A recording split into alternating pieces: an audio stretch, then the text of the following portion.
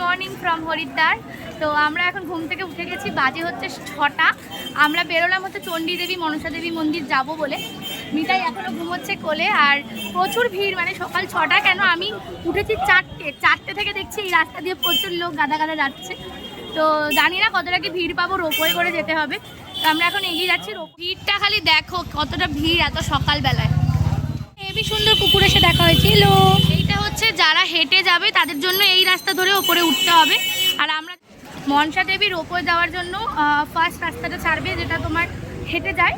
তারপরে যে রাস্তাটা একটু এগিয়ে এসে মনসা দেবীর গেট করে দেওয়া আছে, তো ওখান দিয়ে যেতে হবে। এই হচ্ছে গেট, এখান দিয়ে আমরা ভিতরে ঢুকবো। এই হচ্ছে তার চারিদিকে তোমরা পেয়ে যাবে এরকম ভান্ডারির দোকান। এখান থেকে তোমরা নিজেদের ভান্ডারা কিনতে পারো, কিনে তারপর মনসা দেবী যেতে পারো। তো এরকম লোক প্রচুর তোমাদেরকে ধরবে, একটু বেলার দিকে এলে আরও বেশি লোক থাকে। তো এই হচ্ছে আমরা এগিয়ে যাচ্ছি।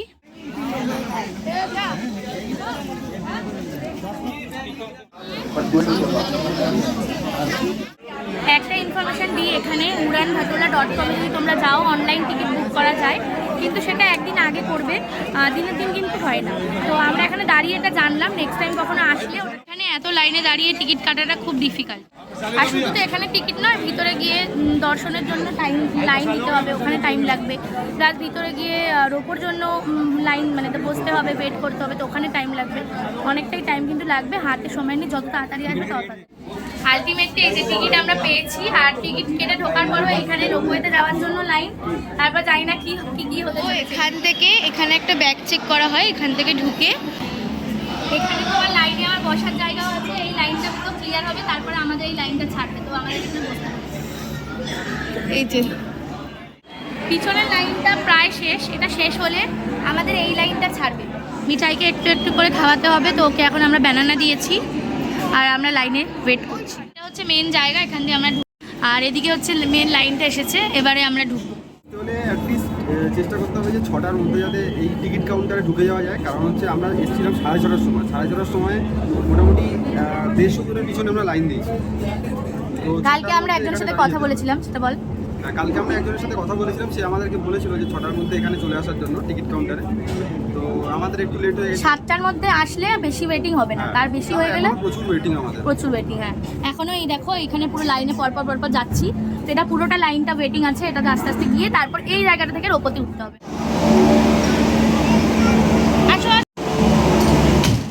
আমরা উঠে গেছি রোপওয়েতে, এই হচ্ছে ভিউ। দেখো ওপরে যাচ্ছি, এই যে এইভাবে যাচ্ছি ওপরে, নিচে গাছ। এই ওপরে দেখতে পাচ্ছ মন্দিরটা তোমরা, ওই যে অরেঞ্জ কালারের মন্দির, এই যে। আর যারা হেঁটে যাবে তারা এই যে এরকম রাস্তা ধরে হেঁটে হেঁটে যাবে। আমরা ভিতরটায় নেমে এসেছি, এবার আমরা মন্দিরে যাচ্ছি। রোপো থেকে নেমে এরকম তোমাদের জায়গা করা আছে, এখান দিয়ে তোমরা মন্দিরে যাবে।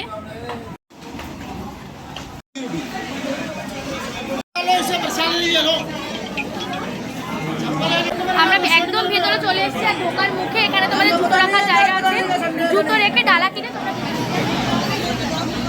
খুব ভালো দর্শন হয়েছে, দর্শন কমপ্লিট। এবার আমরা আবার গন্ডোলায় ওঠার জন্য চলে এখান থেকে আবার আমরা গন্ডোলায় উঠে ফিরে যাবো। এরকম করবে না, ওইটা কি পিছনেরটাও গঙ্গা। নিচে দেখতে দেখতে আসছে পুরো রোপওয়েটা, এর কোনো ভয় নেই। নেমে এসেছি আর এখন ভিড়টা জাস্ট দেখো। আমরা নেমে এসেছি, এবার ভিড়টা জাস্ট দেখো কি অবস্থা। এখন বাজে 8টা। এই যে টিকিট কাউন্টারটা ছিল, আর এখানে লাইনটা দেখো কতটা মোটা লাইন হয়ে গেছে। আমরা এখন বসে আছি একটা ধাবাতে, এখানে কিছু খাবার দাবার খাবো, মানে ব্রেকফাস্ট করবো, তারপর আবার রুমে যাবো। রুমে বল্টু রয়েছে, তো ওকে ওখানেই রেখে এসেছি। রুম বন্ধ আছে, ফ্যান চলছে, তো ও থাকতে পারে, অসুবিধা হয় না। আমাদের সব হয়ে গেছে, আর কিছুক্ষণের মধ্যে আমরা আমরা নিয়েছিলাম হচ্ছে ছোলা বাটোরে আর আলু পরাঠা। তো মিঠাই আলু পরাঠা খেয়ে বাবার সাথে হোটেলে চলে গেছে। চেক আউট করে বেরিয়ে গেছি, এবার আমরা যাবো হচ্ছে একটু ঋষিকেশের দিকে। প্রচুর গরম লাগছে, আর এত লাগে হাতে, আর ভিড় কিন্তু কমেনি একটু। ভিড়টা দেখো খালি কি অবস্থা এখনো। এত গরম, পুরো শেষ হয়ে গেলাম আমরা। মানে এতগুলো ব্যাগ ছিল, আর মানে পার্কিং হচ্ছে এই পারে। আমরা ব্রিজ পেরিয়ে গঙ্গা পেরিয়ে ওই পারে গেছি। ওই পারে গিয়ে আমাদের হোটেল ছিল বেশ, মানে পার থেকে ধরো আরও 5-7 মিনিটের ডিস্টেন্সে। এত রোদ্দুর, খুব কষ্ট হয়েছে, খুব কষ্ট হয়েছে। এবার গাড়িতে তো উঠেছি, এক্ষুনি এসি চালাতে পারবো না, কিন্তু সামনে প্রচণ্ড ভিড়। দেখো কতটা জ্যাম আছে বাইরে। এই জ্যাম পেরিয়ে এখন আমরা বেরোচ্ছি, এখনও পার্কিংয়েই রয়েছে গাড়ি। আলটিমেটলি 1 ঘন্টা পর আমরা ঋষিকেশের রাস্তায় রওনা দিতে পেরেছি। প্রচণ্ড জ্যাম ছিল হরিদ্বারে। তো এবারে একটু পাহাড়ের দিকে যাচ্ছি, ভীষণ ভালো লাগছে, ভীষণ ভালো লাগছে। মিঠে মিঠে মিঠে মিঠে মিঠাই কেমন লাগছে? আমরা মানে দীর্ঘ 1 ঘন্টা ঘুরে ঘুরে ঘুরে ঘুরে এদিক ওদিক দিয়ে, এত জ্যাম ছিল ঋষিকেশ থেকে এত জ্যাম ছিল হরিদ্বার থেকে বেরোতে। তো এখন আমরা ঋষিকেশের রাস্তায় রওনা দিয়েছি, 12টা 15 মতো বাজে। তো বেশিক্ষণ না, আমরা পুরোপুরি ঋষিকেশ অব্দি যাবো না, কারণ হচ্ছে আমাদের ফিরতে হবে বাড়িতে। তো আমরা একটুখানি মোটামুটি 1 ঘন্টা একটু পাহাড়ে উঠবো, দিয়ে আবার নেমে আসবো, কারণ বেশি দূর গেলে আবার ওদিকে ফিরতে দেরি হয়ে যেতে পারে, তাই না? তাই না? এখানে আচ্ছা, এখানে হচ্ছে রাজাজি টাইগার রিজার্ভ আছে, এইখানে আমরা এসেছি। এই দিক দিয়ে আমরা এখন এদিকে যাচ্ছি। রাজাজি যাব না, কারণ আমাদের সাথে অলরেডি একটা বাঘ আছে। এই যে আমাদের বাঘ, এইটা হচ্ছে আমাদের বাঘ, তাই আমরা কোনো রাজাজি টাজাজি যাবো না। এই বাঘটাকে আমরা দেখবো, খালি এই বাঘটাকে দেখবো। এই দেখো আমাদের বাঘ, দেখে নাও। এটা রাজাজিতে ছেড়ে দিলে বাঘের ছোট ভাই ভাববে একে।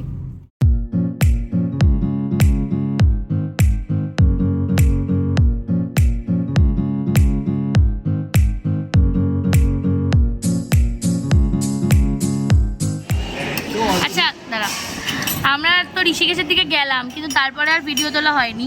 তো কি হয়েছে সেটা একটু বল। এক্স্যাক্টলি কিছু হয়নি, আমরা ঋষিকেশ অবধি গেছি, কিন্তু আমরা যাচ্ছিলাম আমরা রামঝুলাতে। তো রামঝুলা অবধি যাবে, আবার রাস্তাটা যেখান থেকে শুরু হয় সেই রাস্তাটাতে প্রচুর জ্যাম ছিল। তো এদিকে টাইম হয়ে যাচ্ছে, আবার হরিদ্বারেও জ্যাম ছিল, ওই জন্য আমরা রামঝুলা যাওয়াটা ক্যান্সেল করলাম। তো ঋষিকেশ থেকেই আবার আমরা ব্যাক করেছি। আর ব্যাক করার রাস্তা তোমরা দেখতেই পাচ্ছ কীরকম জ্যাম। তো মেবি আমাদের পৌঁছতে রাত 9টা হবে। হ্যাঁ, এখন আপাতত আমরা বসেছি হচ্ছে খেতে। এটা একটা ধাবা, ল্যান্ডি বলে একটা ধাবা আছে, প্রচুর বড় সাইজ ধাবাটা, আর প্রচুর সিট অ্যাভেলেবেল থাকে সবসময়, এত ভিড় থাকা সত্ত্বেও। তো এখানে আমরা অনেকক্ষণ ধরে খুঁজছিলাম যে কোথায় খাওয়া যায়, কোথায় খাওয়া যায়, বাট কোনো জায়গায় মানে সিট নেই, বসার সিটই নেই। আর তারপরে নর্মাল ধাবাতে খাবো না, কারণ গরম প্রচুর। একটু চাইছিলাম যে একটু এসি টাইপের রেস্টুরেন্ট বা ধাবা। তো যাই হোক, বসে আছি, প্রায় 15 মিনিট হয়ে গেছে, 4:02 বাজে, এখন অব্দি আসেনি খাবার। এসে খেলে শান্তি একটুখানি। আর মিঠাই তো একটু ভালো করে ঘুমিয়ে দিচ্ছে গাড়িতে।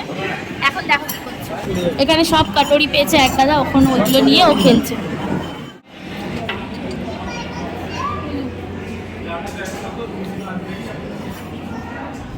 এখন বাজে 5:55, আর প্রচুর জ্যাম রাস্তায়। মানে কিভাবে যে যাচ্ছি আমরা, এখন একটু জ্যামটা কেটেছে, গাড়িটা একটু টানছি। এখনও মিরাট যেতে যেতে হয়তো 10টা-11টা বেজে যাবে আজকে। মিরাট এখন আছে? ও মিরাট আসেনি এখনো, মিরাট আসেনি এখন। এখন বাজে হচ্ছে 7:44। এখন সবে আমরা মিরাট এক্সপ্রেসওয়ে উঠছি। প্রচুর ধুলো ধুলো ধুলো আর প্রচুর গাড়ি। ধুলোটা তোমাদেরকে একবার দেখাই। আর একটা ঝিকিমিকি গাড়ি দেখলাম, সেই গাড়িটাতে একটা বর ছিল, গাড়িতে পুরো টুনি লাইট লাগিয়ে। আমরা জাস্ট বাড়ি ঢুকলাম, এখন বাজে হচ্ছে 11টা। প্রচুর জার্নি হয়ে গেছে, এখন বাজে 11:10। জাস্ট ফ্রেশ হয়ে বসলাম বাড়ি এসে। মিঠাই খাচ্ছে, দুধ রুটি। মিঠাইয়ের মিমি, মানে এখানে আমার একটা ফ্রেন্ড আছে প্রিয়া বলে, ওকে বলেছিলাম যে মিঠাইয়ের জন্য 2টো রুটি করে রাখতে, তো ও করে রেখেছিলো। ও মিঠাইয়ের জন্য ওই মিঠাই এখন খেতে বসেছে, আর আমরাও একটু আলু সেদ্ধ ভাত করছি, করে খেয়ে শুয়ে পড়বো। তো চলো তাহলে আজকে ব্লগটা এখানে শেষ করছি। যদি ব্লগ ভালো লেগে থাকে অবশ্যই চ্যানেলটাকে সাবস্ক্রাইব করে দিও, আর কেমন লাগছে ব্লগ অবশ্যই জানিও। টাটা।